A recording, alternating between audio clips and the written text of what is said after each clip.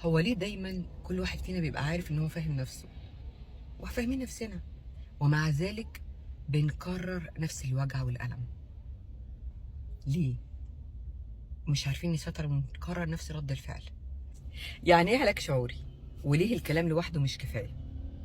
لو حسيت انك فاهم كل حاجة وبرضه لسه بتتوجع ومفيش فايدة، يبقى الفيديو ده عشانك. عمرك حسيت انك فاهم كل حاجة وبرضه لسه المشكلة بتتكرر معاك؟ فاهم ليه بتتضايق؟ فاهم ليه العلاقة بتفشل وبرضه لسه بتتعب؟ فاهم ليه انت بتتعب وبرضه الاحساس مش بيختفي؟ لان الفهم بيحصل في العقل، لكن اغلب مشاكلنا مش ساكنة في العقل، ساكنة في الشعور. والشعور مش بيتعامل بالمنطق، الشعور بيتعامل مع نوع المشاعر الجسم اللي انت حاسس بيها، زي الخوف، الرفض، قلة الثقة، الهجر، الذنب. مثال بسيط، تخيل كده شخص اتربى من هو صغير، او واحدة اتربت ان هي لازم ترضي كل اللي حواليها، وكل ما تكبر بقت تفهم وتدرك، ادركت بس مش وعيت، ادركت ان ده غلط وانها لازم تحط حدود عشان ما يتمش استنزافها. ومع ذلك وقت ما بتقرر انها تيجي تحط حدود، بيتكرر معها نفس الألم وبتعمل نفس السلوك اللي هي اتعودت عليه، انها برضو تروح علشان ترضي كل اللي حواليها. ليه؟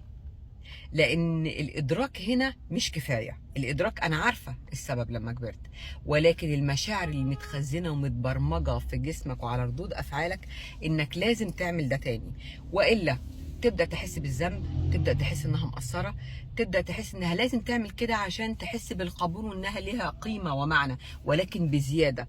فطول ما هي بتكرر نفس المشكله، هي بيتم استنزافها وبتحس ان هي بتدوس على نفسها وبتتعب وبتتألم، واللي حواليها هيبقى دايما مطلوب منها او مطالب ان هي تعمل ده وترضيهم، والا تبقى وحشه ومش مقبوله عندهم. ليه كل ده حصل معاها؟ لان الشعور القديم لسه موجود، متخزن في عقلها وفي جسمها. العقل لوحده مش هيعرف يمسحه. احنا ليه لازم نفهم نفسنا؟ لان مش معنى انك انت مش فاهم نفسك ان ده معناه جهل، لا، هو معناه ان في شعور موجود متخزن قديم في عقلك هو اللي بيقود. مش معنى كده انك انت مش عارف تسيطر على نفسك. هي احنا لازم نفهم الشعور ده ونطلعه، نفتح الصندوق الاسود ونطلع الشعور ده. الشعور ده بمجرد ما بيظهر وبنحط ايدينا عليه وبيتشاف كويس قوي وبتعرف تدركه، وبعدين يبقى عندك درجة استيعاب ليه ووعي. على فكرة في فرق بين الادراك وبين الوعي. الادراك انك انت عارف الشيء وفهمته لكن مش قادر تنفذ. الوعي بيديك ان قدرت يبقى عندك الإرادة وإنك تستوعب الأمر وتنفذ. فمجرد ما بتتعرف على الشعور وتسميه باسم محدد ليه، الاسم مسمى الصحيح ليه، بيبدأ يفقد قوته، مش هيعرف يسيطر عليك بعد كده ولا هيسيطر على جسمك. ليه لازم نتعامل مع مشاعرنا بشكل عام ومع مشاعرنا السلبية بشكل خاص؟ لأن المشاعر اللي انت بتتجاهلها هي ما بتخفش وما بتمشيش، هي بتستخبى، بتيجي تستخبى وتقعد في مكان معين في جسمك، وبعد كده بتبدأ تطلع في شكل ردود أفعال مختلفة بشكل انت ما تتوقعوش، واوقات ما تبقاش عارفه انا اتصرفت كده ليه، بناء على ايه. المشاعر في حد ذاتها مش مشكله، المشاعر هي اشارات، اشاره ان في حاجه. يعني مشاعر الحزن بتدل ان في شعور بالفقدان، في فقد حصل. الغضب ان في حد تعدى حدودك. الخوف بيدل ان في انت محتاج امان، مشاعر الخوف ان انت في حاجه محتاجه امان.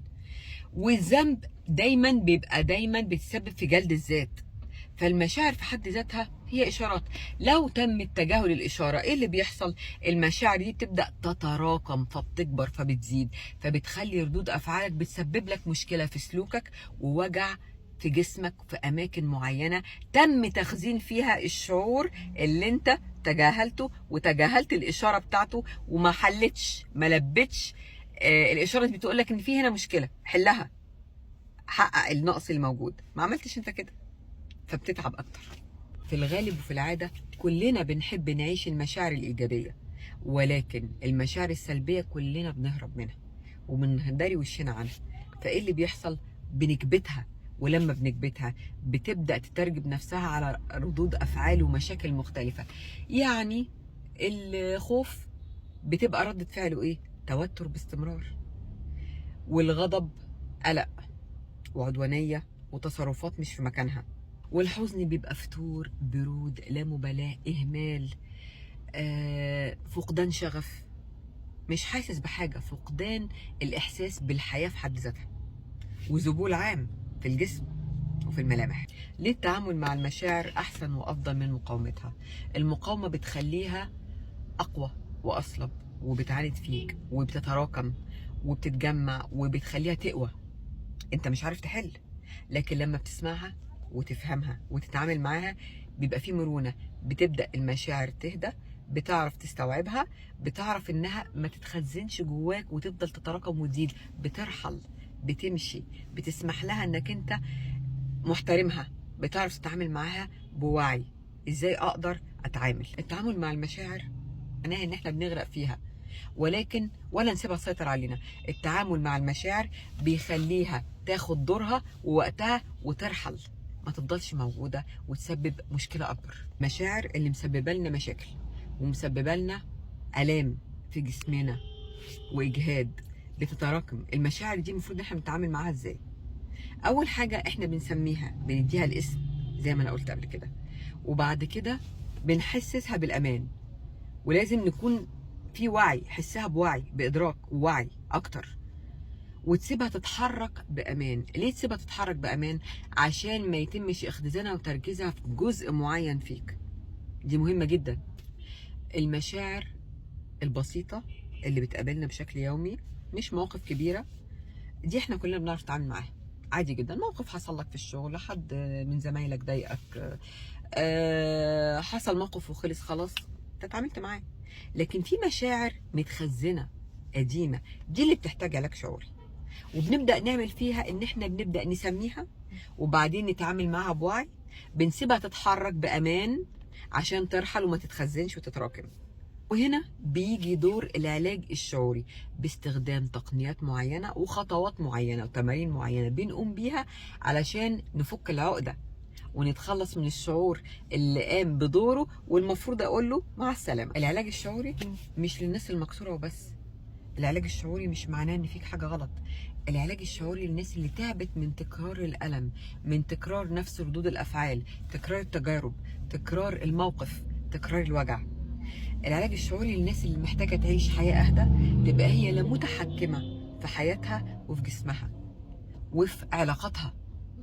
لو ضربنا مثال بسيط برضو عن العلاج الشعوري وعن المشاكل اللي بتتكرر، لو في انسان دايما اتربى في عدم الامان ودايما ما بيحسش بامان، ده بيخليه يدخل في علاقات فيها نمط معين من التعلق ده بيتكرر. هو داخل العلاقة وهو عارف انه هيحصل وقت ان هو يفقد، بيبقى خايف، فالخوف ده انا مش حاسس بامان، فاللي هو في اي وقت انا هفضل ماسك في اللي قصادي جامد قوي عشان ما يسيبنيش او عشان ما افقدوش. فهو طول ما هو كده هيبدا يكرر نفس النمط كل ما يدخل في علاقه، هيبدا يتعامل بدرجه ممكن تكون عدوانيه، هيبقى عبء على اللي قصاده، وهو فاكر ده من منطلق الحب. هو ده مش منطلق الحب، ده من منطلق الخوف، عشان ما فيش امان. مشاعر ما بتتحلش لمجرد انك انت بتفهمها. في مشاعر محتاجة انها تظهر، انك تتعامل معاها، تحتويها، محتاجة انك تتعرف على نفسك بشكل جديد انت ما كنتش تعرفه، او بمعنى اصح كنت غافل عنه، مش واخد بالك منه قبل كده. المشاعر دي لما بنبدأ نتعامل معاها بتبدأ ان احنا نفتح الصندوق الاسود بتاعك من اللاوعي عشان يظهر ويطلع، ونبدأ نخرج المشاعر دي. من هنا بنبدأ انت يبقى في ايدك المفتاح انك تقدر تتحكم اكتر، وانك انت تعرف انا عملت ده ليه، او حسيت الاحساس ده بناء على ايه. دي بداية الحل وبداية انك انت السيادة بتاعت حياتك وعلاقاتك وصحتك في ايدك انت، مش شغالة اوتوماتيك تلقائي بناء على مشاعر قديمة متراكمة متخزنة مؤثرة عليك لحد النهاردة. لو حسيت ان الكلام ده لمس حاجة جواك او جواكي، وحسيت انك انت محتاج انك تحل مشاعر قديمة مسببة لك مشاكل في علاقاتك او اوجاع في جسمك، ودي ان شاء الله في الحلقات الجايه هنتكلم عنها كتير باستفاضه. انا هند الدالي، ومعايا ان شاء الله باذن الله موجود المساحه اللي نقدر نسمع فيها الشعور من غير ما نحكم عليه، ونتعامل معاه ونحله. وفي الحلقات الجايه ان شاء الله هناخد جزء وشعور معين بيسبب مشاكل عند ناس كتير جدا جدا، وهنتعلم ازاي نتعامل معاه ونحله ونحل المشكله وما يرجعش تاني يتعبنا ولا يوجعنا. اشوفك الحلقه الجايه. اكتب لي في التعليقات كل واحد فيكم ايه المشكله وايه الشعور، بتحس بايه، واحنا ممكن نعرضها ان شاء الله ونحلها مع بعض في الحلقات الجايه.